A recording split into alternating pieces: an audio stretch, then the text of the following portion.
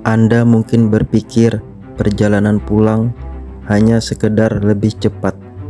Tetapi, apakah Anda tahu alasan ilmiah di balik fenomena ini? Mari kita gali bersama dan temukan kebenarannya.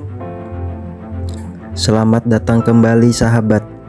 Kali ini kita akan menggali lebih dalam mengenai fenomena menarik yang mungkin pernah Anda alami. Mengapa perjalanan pulang terasa lebih cepat daripada pergi? Perjalanan pulang yang terasa lebih cepat daripada pergi seringkali merupakan persepsi subjektif daripada realitas fisik yang sebenarnya. Namun, ada beberapa faktor ilmiah dan psikologis yang mungkin mempengaruhi persepsi ini. Berikut adalah 4 faktor ilmiah dan psikologis yang menjelaskan kenapa fenomena ini bisa terjadi. Yang pertama, antisipasi dan persepsi waktu. Saat kita merencanakan perjalanan, kita biasanya memiliki ekspektasi dan harapan yang tinggi. Ini dapat menciptakan kecemasan atau rasa penasaran yang meningkat, membuat kita lebih sadar akan setiap momen dan setiap detik yang berlalu saat kita pergi. Sebaliknya, saat pulang, rasa kepuasan atau kenangan yang sudah familiar akan perjalanan tersebut bisa mengurangi rasa kebutuhan untuk memantau waktu dan memperhatikan objek di sekitar kita, sehingga membuat persepsi kita akan waktu terasa lebih cepat. Yang kedua, pengolahan informasi oleh otak. Otak kita terbiasa dengan prinsip pola tertentu.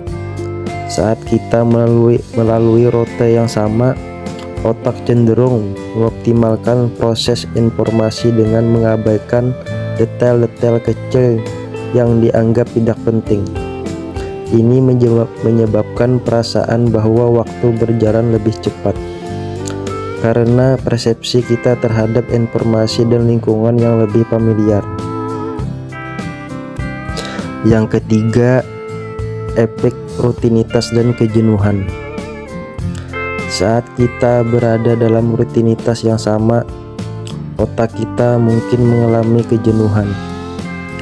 Ini berarti otak berfungsi pada mode autopilot, di mana perasaan dan pengalaman menjadi kurang intens.